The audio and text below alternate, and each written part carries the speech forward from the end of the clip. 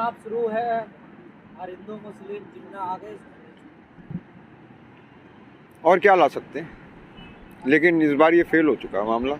मैंने आपको पहले भी आप ही के प्लेटफॉर्म से बताया था, इन सबको आगाह करा था कि भाई इस बार ये मत आजमाओ, ये आपके काउंटर प्रोडक्टिव हो जाएगा। अब की बार देखो दो ताकतें हैं, एक वो जो लड़ती हैं आमने सामने और एक वो जो लड़ाती हैं। तो लड़ने वाले में तो आपको दिख जाता है मुजफ्फरनगर में कभी जाट मुसलमान हो जाता है, कभी कहीं जातीय हो जाता है, कभी कहीं धार्मिक हो जाता है, लेकिन लड़ाने वाली फोर्सेस छुपी रहती है। अब के बाद लड़ाने वाली फोर्सेस पहचान ली गई है। जिन्ना की एंट्री बड़े तौर पर हुई है, होने दीजिए, क्या बात है, इन्हीं के अतीत का हिस्सा है Gujarati. He was also Gujarati, just like Narendra Modi, Amit Jain, Mahatma Gandhi, वो भी गुजराती थे। तो ये सारा उत्पाद गुजरातियों का ही है। अखिलेश यादव का प्रेम क्यों जाग रहा है जिन्ना के? नहीं, प्रेम कहाँ है, वो तो अगर देखो एक बात बताओ, मुझसे भी आप पूछोगे तो भगत सिंह की मौत के ऊपर गांधी की और नेहरू की रिएक्शन पढ़ के बताइए उस वक्त, और जिन्ना साहब की पढ़ के बताइए। जिस वक्त देश के बंटवारे का प्लान पास किया गया उसके लिए पहली सहमति कांग्रेस की आई, किस डेट में आई, और उसके बाद जिन्ना साहब की रिएक्शन पढ़ के बताइए, उन्होंने जो रिएक्शन दी। आप भी मानते हैं? तो मैं नहीं, ऐसा है कि जो आज़ादी के बाद चंद लोगों ने कुछ को हीरो और कुछ को विलेन बना के दिखाना शुरू किया। ना गांधी हीरो था, ना जिन्ना विलेन था। सावरकर भी विलन नहीं था। नहीं, सावरकर को भी मैं विलेन नहीं मानता। मैं अपने सापेक्ष अगर किसी की बात करूं, मैं अपने सापेक्ष तो कर सकता हूं। अगर मैं अपने सापेक्ष सावरकर को देखता हूं तो जो कार्य सावरकर ने किए वो मैं नहीं कर सकता। मेरे लिए बिल्कुल आप ऐसे समझ लीजिए कि जैसे मैं चांद हूं, वो सूरज है। लेकिन जैसे ही भगत सिंह पिक्चर में आता है तब क्या होता है, मैं जुगनू बन जाता हूं, सावरकर चांद बन जाता है, वो सूर्य बन जाता है। तो जब हम बहादुरी की असली पहचान हमारे सामने आती है तो सावरकर भी उतना ही झूठा निकलता, बल्कि मुझसे ज्यादा मूर्ख निकलता। बहादुर तो है ही मुझसे ज्यादा। आप गांधी जी को हीरो नहीं मानते? आपको ये हीरो वाली क्वालिटी बता दीजिए। नहीं, आपने कहा कि ना मैं गांधी को हीरो मानता और ना मैं जिन्ना को विलेन मानता। Yes, very correct. तो हीरो आप किस परफेक्ट में कहना चाह रहे हैं? गांधी को हीरो नहीं मानता, मतलब यहाँ पर देखिए, कहते हैं कि गांधी की आइडियोलॉजी पर चलकर हम, उनके रास्ते पर चलकर हम जो है यहाँ पर आंदोलन कर रहे हैं। ये डेमोक्रेसी है। हाँ, हम सम्मान कर रहे हैं डेमोक्रेसी का, इसलिए हम अहिंसात्मक रास्ते पे हैं। ये लोग जो आज दिल्ली को घेर के बैठे हुए हैं और भारत के भविष्य के लिए लड़ रहे हैं, इन लोगों का इतिहास उठा के पढ़ो। इस दिल्ली को कितनी बार तो सूरजमल के नेतृत्व में जाटों ने, कितनी बार सिखों ने इस दिल्ली को उखाड़ के फेंक दिया जब यहाँ पे कोई पागल वहशी ताकत सत्ता में आई है। आज भी एक पागल वहशी ताकत पूंजीवाद की दिल्ली के ऊपर कब्जा किए हुए है। ये डेमोक्रेसी है कि जो इनका इतना लिहाज हो रहा है। हमारे 700 मरे हैं लेकिन हमने अभी तक उंगली नहीं उठाई है। उन्हें हमें पाकिस्तानी, खालिस्तानी, जाट सब दिख गए हैं, लेकिन हमें उनमें नहीं दिखने शुरू हुए हैं। वो मेरे हीरो, वो मेरा रास्ता यहाँ हो सकता है। मैंने आपसे पहले भी कहा कि इस आंदोलन के लिए जैसे आप कह रहे हो, मैं इसे युद्ध मानता हूँ। ये उन ताकतों के बीच में युद्ध है। एक वो ताकतें हैं जो भूख में धंधा और फायदा देख रही हैं, और एक वो ताकतें हैं जो अन्न उत्पादक हैं और गुरु के सिखों के नेतृत्व में लड़ रही हैं, जो 500 साल से कह रहे हैं कि लंगर पाओ जी, प्रसादा छको जी। तो मैं इसे युद्ध मानता हूँ। अभी ये नेगोशिएशंस के लेवल पे है, इसके बाद ये बैलेट के लेवल पे आएगी। जब 22 का और 24 का इलेक्शन आएगा, बैलेट को अगर ये मैनेज करना चाहेंगे, अगर उसे डिस्टॉर्ट करना चाहेंगे ईवीएम के जरिए, तो ये फिर बुलेट पे पहुंचेगी। आपके नेता ने 26 नवंबर लास्ट डेट दे दी। कौन से वाले नेता ने? संयुक्त किसान मोर्चा की बात करो। मेरे नेता, में भारतीय किसान यूनियन का वो हूँ क्या? जब वो अपने गांव में थे, शाहीन बाग वाले जब कानून आए थे ये नागरिकता वाले, मैं तब भी शाहीन बाग में था। और मैं आपको अपनी स्पीच, वो हम सबके नेता हैं, बीकेयू के नेता हैं, बॉर्डर के ही नहीं है, वो संयुक्त किसान मोर्चा के नेता हैं।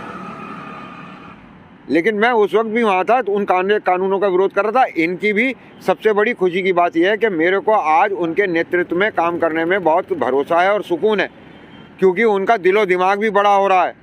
जब ये आंदोलन शुरू हुआ था तब की उनकी लैंग्वेज, बॉडी लैंग्वेज, उनके स्टेटमेंट्स देखिए, और आज देखिए कि वो लड़ाई को कितने बड़े परिप्रेक्ष्य में देख पा रहे हैं और कितनी बड़ी लड़ाई का आह्वान कर रहे हैं। तो ये हम सबके लिए खुशकिस्मती की बात भी है। आप पहले तो कहते हैं किसानों को पता ही नहीं है कि लड़ना किससे है, लड़ाई किससे है। टिकैत जी पे तो भरोसा करके चल रहे हैं ना। आज टिकैत के भरोसे की मैं तुम्हें लिमिट बता दूं क्या है। पूरे हिंदुस्तान को तुम लोग पॉलिटिकल हो, बाकी किसी रूप में नहीं समझ पाते हो। विधानसभाएं हैं, हर विधानसभा में कांग्रेस का 500 वोट तो मिनिमम है, चाहे वहाँ कभी कोई गया है या नहीं गया। ठीक है, आप आज चाहें तो किसी भी कॉन्स्टिट्यूंसी में खड़ा करके देख लें। दूसरे नंबर पे वो नंबर आता है बीजेपी का। वो बीजेपी का हम यूँ नहीं कह पाते क्योंकि वो नरेंद्र मोदी के कैरियर के ऊपर चढ़ के वहाँ तक नाम पहुँचा है, तो हम उसे नरेंद्र मोदी कह लें। और तीसरा नाम अगर आप आज आजमाना चाहते हैं, हिंदुस्तान की किसी भी विधानसभा में किसी भी जगह इलेक्शन करा लीजिए, अगर राकेश टिकैत जिसे आशीर्वाद देंगे वो भी सब, उसकी भी उपस्थिति अब सब जगह है। तो केवल तीन फोर्सेस ऐसी हैं जिनका नेशन वाइड, जैसे मुलायम सिंह जी का तमिलनाडु में क्यों होना चाहिए, लेकिन टिकैत जी का जैसे यूपी में है वो अराजनीतिक हैं। वो अपने लिए वोट नहीं पड़वाते, वो ये नहीं कहते कि मुझे वोट दो, वो सिर्फ इतना भर कह रहे हैं कि ऐसी नीतियों वालों को। बात कर रहे हैं, आपको याद होगा राकेश टिकैत जी चुनाव लड़ चुके हैं, स्थिति क्या है? देखो एक बार मैं अब आपको एक बात बता दूं, कई बार ऐसा होता है, देर आयत दुरुस्त आयत, ठोकर खा के आँख खुलती है। वो गलती थी पहले दिन से, जब से ये बनी है भारतीय किसान यूनियन अराजनीतिक रही है, कभी इस पर ऐसी कोई रोक नहीं रही कि अगर कोई जाकर लड़ना चाहे तो। लेकिन यह फैसला भी भारतीय किसान यूनियन का सामूहिक होना चाहिए कि उसको अपनी रिप्रेजेंटेशन अंदर देनी है या नहीं देनी है। लेकिन समय के साथ एक परिवर्तन आ गया है। अब वो परिवर्तन ये आया है कि राकेश टिकैत चाणक्य की भूमि में है, के भूमिका में आ गए हैं, ना कि चंद्रगुप्त की। वो 4-5 राज्यों के मुख्यमंत्री और वहाँ सरकार कौन सी पार्टी बनाएगी ये तय कराएंगे। चुनाव ही क्यों नहीं लड़ लेते? फिर वही वाली बात यार, तुम कृष्ण से ये तुम युद्ध क्यों नहीं कर लेते? युद्ध तो कृष्ण तो लड़ाई ना, वो तो बीड़ी पीते रहे बैठे हुए। भाई यार, कृष्ण जी का लड़ने का काम नहीं था, समझो तो सही, सबके रोल अलग अलग है। इनका कार्य चाणक्य का है, चाणक्य खुद क्यों नहीं युद्ध करा उसने? लेकिन इन्होंने जो सबसे बड़ी चीज जी, जो अभी तक आप लोगों की समझ में भी नहीं आई, क्योंकि एक तो आप शहरी परिवेश के हो। एक सेकंड, अरे वर्चस्व नहीं बता रहा मैं, उपस्थिति घटना हो जाती है, सारे पीछे हट जाते हैं। उपस्थिति बता रहा हूँ कि हर विधानसभा में, पहले मेरी बात तो पूरी हो जाने दो। नाम लेने थे भी कतराते थे। अगर कोई उनसे शाहीन बाग की बात कर लेता था तो बोले नहीं साहब, हमें अपना पता है कि हम यहाँ किस लिए आए हैं। और आज और मैंने जो आपके सामने वक्तव्य दिया कि समय के साथ उनका दिलो दिमाग बड़ा होता जा रहा है, आपको अब दिखना शुरू हुआ है। हम पहले दिन से नोटिस किए हुए हैं भाई साहब। जब 28 तारीख को इस डूबते हुए आंदोलन को, जिसे बिखेर दिया गया था, जब उन्होंने थामा, तब उसके बाद पता चला कि ये first stage of booster rocket है, बहुत कामयाबी से चला। वो आदमी घूम के टोपी उसके सिर पे आ गई, चाणक्य का रोल आ गया और वो निभा रहा है अब भी। 15 दिन पहले एक बयान दिया कि नियंग यहाँ से चले जाएं, बॉर्डर को जोतने। कोई गया बताइए? सुनिए, उन्होंने कोई आदेश नहीं दिया, उन्होंने कहा इन्हें यहाँ से चला जाना चाहिए। वहाँ भी कुछ लोग इस बात को कह रहे थे। जब शुरू में ऐसी बात होती है तो मन भरता है, गुस्सा भी आ जाता है, ये नेचुरल रिएक्शन है। लेकिन हकीकत क्या है कि नियंग अपने आप में, वहाँ पे वो गुरु की फौज है, वो अनुशासनहीन क्यों होंगे? लेकिन मेरे सामने कोई गुरु ग्रंथ साहब की बेअदबी करेगा, अरे लोग तो अपने बाप को गाली देने पे लोगों के सिर फोड़ देते हैं। सडन एंड ग्रेव प्रोवोकेशन में मर्डर का केस भी नहीं चलता, कल्पेबल होमिसाइड चलता है यार। एविडेंस है।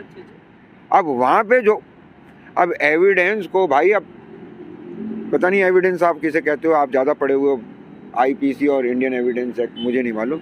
लेकिन वो पुलिस का मामला है, वो ट्रायल करेगा। आपको शायद यकीन ना आए, अब मेरे पास इस बात का इलेक्ट्रॉनिक एविडेंस है कि ये बात मैंने पहले कह दी थी। जिस दिन वहाँ पे ये घटना घटी थी और नियंगों की जगह पे ये गए थे राकेश टिकैत जी, तो सुबह ये कह के मना कर दिया था कि जब तक नेताजी कुछ नहीं कहेंगे तब तक हम कुछ नहीं बोलेंगे, हमें जानकारी नहीं है। लेकिन इतना फिर भी कह दिया था कि अगर नियंग इन्वॉल्व है तो आत्मसमर्पण करेगा, क्योंकि वो क्रिमिनल नहीं है कि क्राइम करके छुपाए, उसमें धार्मिक एंगल आ रहा है। आप हर चीज़ को एक ही दृष्टि से देखे चले जाते हैं। स्कूल का मुंह देखा नहीं और हेड मास्टर की कॉपी जांचेंगे। इन्होंने इंडियन एविडेंस एक्ट किस सन का लिखा हुआ है, तो कितनी सेक्शन है? गांव क्यों भाग गए थे, रुके क्यों नहीं बॉर्डर पे आत्मसमर्पण? डर लगता है, रिएक्शन आती है भाई ऐसी। आदमी सबसे पहले गलती करके भागता है, फिर उसे ये समझ में आता है कि तू भागेगा कहाँ। नहीं है वो तो, उसमें अपराध नहीं, वो एक होता है क्रिमिनल, चाकू मारता है, वो एक क्रिमिनल मेंटेलिटी का होता। वहां पे उसके पास एक धार्मिक उन्माद की वजह थी, वो नियंग था। संविधान तो हमें अनुमति नहीं देता।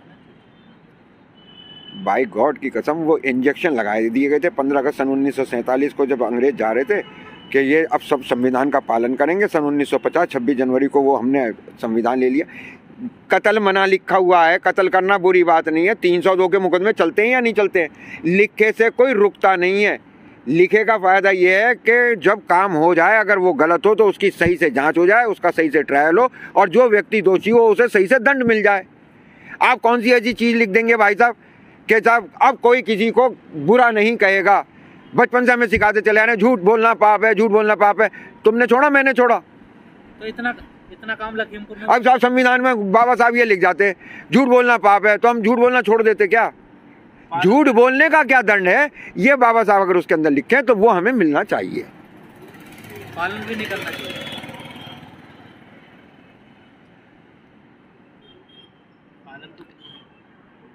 बस कितने, मेरी एक बात सुन लो। अब मैं वो पालन ही पूछ रहा, मैं वो पालन ही पूछ रहा। कितने लोगों की भीड़ है, कितने दिन से जमा है, कितने सरदार जमा है, कितने नियंग जमा है, कितने हरियाणा के जमा है, और कितने अपराध हुए। अमा अपने थानों का क्राइम रिकॉर्ड लेके देखो और यहाँ के थानों का लेके देखो तो तुम्हें पता चलेगा। जैसे हमारे यहाँ कोरोना के मरीज 0 निकले हैं ना, ऐसे क्राइम रेट भी इन इलाकों का बहुत गिरा हुआ है। चल छोड़े, पर तुम रोते बहुत हो। इस मुद्दे पे आपका पक्ष आ गया? वो नहीं, क्या पक्ष आ गया? मुझे ये बताओ कौन से थाने में? 26 नवंबर के बाद क्या करने वाले हो? संविधान दिवस मनाएंगे। हम तो कानून से प्रताड़ित हैं, तब इतना हंगामा काट रहे हैं। खतरे में तो संविधान है। कहाँ मान रहे हैं? अरे खतरे में है। उसमें अगर ये लिखा होता कत्ल करना पाप है तो हम उन नियम से कहते भाई मान लेता इस बात को। उसमें लिखा ही नहीं है। संविधान में कहाँ लिखा कत्ल करना पाप है? वहाँ तो ये लिखा कि आईपीसी में लिखा है कि अगर कोई तुम्हारे बाप को गाली बके और तुम उसमें उसका ईंट से सिर फोड़ दो और वो मर जाए तो ये मर्डर नहीं है, ये कल्पेबल होमिसाइड है। हम संविधान दिवस यूँ मनाएंगे कि देखो मेरे भाई, एक बात बताऊँ मैं तुम्हें, हम बहुत पुरानी सभ्यता हैं लेकिन एक नया राष्ट्र है। हम हजारों साल पुरानी सभ्यता है लेकिन राष्ट्र सिर्फ हम 70 साल पुराना है। इसे चलाने के लिए जो मैनुअल हमको मिला था संविधान, उसके अंदर बहुत सीरियस डिफेक्ट्स आ रहे हैं। शाहीन बाग के अंदर जो मामला था उसके अंदर नागरिकता का सवाल था, उसके ऊपर सिर्फ केंद्र अपना कानून बना सकती थी। उस पर राज्य विधानसभाएं ये प्रस्ताव पारित कर रही थी कि हम ये कानून अपने यहाँ लागू नहीं करेंगे। केंद्र और राज्यों का टकराव इस रूप से होता है तो फिर जो चीज़ खतरे में पड़ती है उसे कहते हैं गणतंत्र। और अब की बार इन 3 कानूनों से जो हुआ है, राज्य के क्षेत्र की चीज़ों को मैनिपुलेट करके केंद्र के क्षेत्र में लाके और जिस तरीके से कानून बना के और पास करा के जिस तरीके से ये नंगे पूंजीवाद ने राष्ट्र के ऊपर कब्जा करने की कोशिश करी है, इसका जवाब तो आखिरी गोली तक दिया जाएगा। संविधान में ये भी नहीं लिखा है। एक बॉर्डर का रास्ता हमने भी कोई बंद नहीं कर रखा। रास्ते किसने बंद करे थे पहले आप ये बताइए। इतने दिन से लड़ाई चल रही है, फिर आके मुझसे बार बार ये कहते के साथ, अरे कहाँ चली गई थी भाई? धोखे से बाहर बुलाई थी। अबे रास्ता रोका किसने था? इसका मतलब पता क्या निकल रहा है जो तुम मुझसे सवाल पूछ रहे हो? हम दिल्ली की तरफ विरोध करने चले। दिल्ली हमारी राजनीतिक राजधानी है। तो जा क्यों नहीं रहे? हम दिल्ली की तरफ चले, सरकार ने रोक दिया। उसने कहा वहाँ चले जाओ, वहाँ चले जाओ, वहाँ चले जाओ। हमने रिजेक्ट कर दिया। उन्होंने यही बैरिकेडिंग लगा दी, हम यहीं रुक गए। हमारे को यहीं उन्होंने बैरिकेडिंग। दिल्ली क्यों नहीं जा रहे? अरे तो भाई क्या 1-2 ही चले जाएं? देखो दिल्ली में जो हमारी लेजिस्लेचर है, सबसे बड़ी संसद देश की, वो संसद है वहाँ पे। उसके बगल में ही एग्जीक्यूटिव का हेड है, राष्ट्रपति रहता है। वहीं पे सेंट्रल सेक्रेटरीट है, वहीं जुडिशरी का हेड भी है, सुप्रीम कोर्ट है। आसपास पार्क बहुत खुले हुए हैं। यहाँ से हम अपनी तैयारी कर रहे हैं। आप गड्ढे खुद गए वहाँ सब? कहाँ? कैनॉट प्लेस के ऊपर का मार्केट खुद गया क्या? अरे भाई वो नीचे उसमें कौन सा मार्केट है? कैनॉट प्लेस में पालिका के ऊपर, वहाँ पे तुम मेरा ये वाली मच्छरदानी लगे। लंगर भी ना आने थे इतनी जगह, थोड़ा ये लंगर। अरे कैनॉट प्लेस के बरामदे नहीं देखे? कितने बड़े बड़े लंगर यहाँ चल जाएंगे और सोने की कितनी बड़ी व्यवस्था और ना पानी की दिक्कत, कुछ नहीं। कुछ दिन के लिए कैनॉट प्लेस ही तो बंद होनी है। व्यापारी थोड़ा सा घाटा जहाँ इतने दिन से लॉकडाउन में दुकानें बंद, फैक्ट्री बंद, स्कूल बंद, सब बंद। किसानों के लिए भी 2-4 महीने बंद कर लो यार। तो मैं या तो आपको कैनॉट प्लेस में मिलूंगा, आप वहाँ मेरा बाइट लेने आ सकते हैं, और नहीं तो मुझे जगह तो ये भी समझ में आ रही है कि सुप्रीम कोर्ट के सामने भी बहुत लॉन खाली पड़ा है। कोई उसके अंदर घूमने थोड़ी जाते हैं ये लोग। तो वहाँ एक लाइन हम अपनी वहाँ भी लगा लेंगे। वकील जो हैं आंदोलन में जो हैं उनके तरफ से प्रेयर लगा देंगे। वो वकीलों के टेंट यहाँ लगवा दो। वो ये तो मानते हैं कि विरोध करना हमारा संवैधानिक अधिकार है। इस स्थान के बारे में कुछ लिखा नहीं है। रोक तुम हमें रहे नहीं हो, तो भैया हमारे तो चल के अंदर, आप लोग भी आइएगा, चलो दिल्ली। कब जा रहे हो दिल्ली? आप जिस दिन तैयार हो जाएंगे उस दिन हम आपको सूचित कर देंगे। अभी तैयार नहीं हो? अरे आप जिस दिन तैयार हो जाएंगे उस दिन सूचित हम कर तो देंगे। तैयार है, अभी चलो। अरे सब आप ऐसी बातें करो, अभी आपसे तैयारी करवानी है मेरे दोस्त। अब जाएंगे यहाँ से। अभी तो देखो, अभी तो काली दिवाली है हमारे लिए, 700 से ज्यादा हमारे भाई शहीद हो गए हैं। उनकी एक तरीके ये समझ लो कि असंवेदनशीलता के लेवल पे अगर देखा जाए तो मर्डर है सरकार की तरफ से। लेकिन टिकैत साहब का जैसा बयान आया, लग रहा कुछ होगा 26 तारीख के बाद। अब क्या कह दी, चेतावनी दी है पूरी 26 नवंबर की। क्या कह के मुझे डराया मत करो, मैं जूते पहन के रहूं। देखो कमजोर आदमी, बूढ़ा आदमी, अब मुझसे भागा भी तेज नहीं जाता।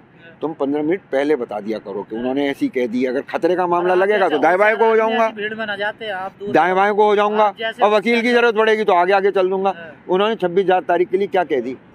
लास्ट चेतावनी 26 नवंबर लास्ट है, उसके बाद कुछ भी हो सकता है। सरकार सुन ले कान खोल कर। चलिए साहब, सरकार को सुन लेना चाहिए। वैसे आपको एक बात बता दूं, इतने अनाड़ी खिलाड़ी टिकैत साहब नहीं है जो शोडाउन इस तरीके से ले लेंगे। जो आदमी आज तक ये कहता चला आया कि ये सबसे बड़ी लड़ाई है, सबसे लंबी लड़ाई है, तब लोग इस पर यकीन नहीं कर रहे थे। और इन्होंने 22 भी कह ली और 24 भी कह ली, उस पर तो भरोसा नहीं होता जिसे वो चिल्ला चिल्ला के कहते हैं। अचानक बीच में और ये लास्ट वार्निंग, अरे 1 तारीख फिर पड़ेगी, 7 तारीख को सुप्रीम कोर्ट में 7 तारीख को भी मुकदमा लग रहा है ना, उसमें भी जाएंगे। तुम चिंता मत करो, तुम्हारा मिलना जुलना हमारा होता रहेगा। साहब के बयान को आप झूठा साबित कर रहे हो। मैं क्यों झूठा साबित करूंगा? आप उन्हें गलत परिप्रेक्ष्य में देख रहे हैं। तारीख आगे भी मिलेगी, भी कोई फैसला थोड़ी। उन्होंने जजमेंट रिजर्व करके वो जजमेंट की डेट लगा दी क्या? नहीं। तो फिर इतनी टेंशन क्यों पालते हो? ये डरा रहे हो, सरकार को धमकी दे रहे हो, उल्की। सरकार तो खुद डरी पड़ी है, अपनों से डरी पड़ी है। हालत ये है सरकार की कि दिल्ली वाली सरकार यूपी वाली सरकार के चुने जाने पे चिंतित हो जाएगी। ये राजनीति है मेरे दोस्त। दिल्ली वाली सरकार अगर यही मेजॉरिटी यूपी वाली सरकार की आ गई तो दिल्ली वाली कोई नींद हराम हो जाएगी, चिंतित हो जाएगी। सरकार किसी की बने, आपको क्या लेना देना? अपना ये राजनीतिक है, क्या लेते हो राजनीति से? भाई देखो, ये बात तुम बिल्कुल सही कह रहे हो। हम खेती किसानी करते रहते हैं, लेकिन अब की बार कृषि का दांव हम पे आया है कि भाई चलो हम धर्म क्षेत्र में धर्म की लड़ाई लड़ने आए हैं। ये भूख के खिलाफ, भूख का धंधा फायदा तुम देख रहे हो व्यापारियों और तुम्हारे मालिक जो तुम्हें खरीदते हैं गोदी मीडिया।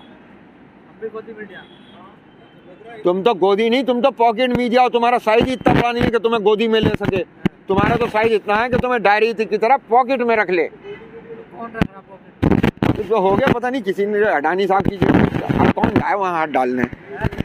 हवाई जहाज में चलते हैं, वो भी चार्टर प्लेन में चलते हैं, हम जेब में कैसे हाथ डालने? हो किसी बड़े की नहीं।